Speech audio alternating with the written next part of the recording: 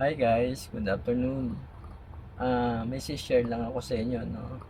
Dito sa Chang'an Q05, yung Nivo Q05.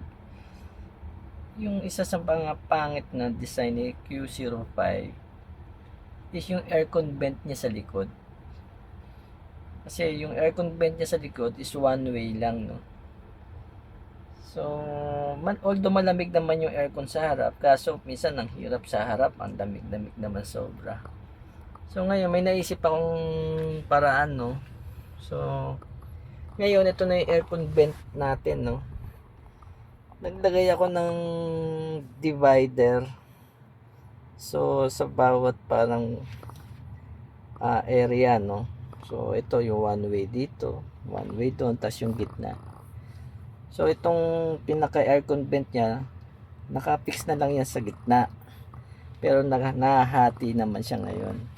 So ngayon, sinusubukan ko, meron naman. So problem solved.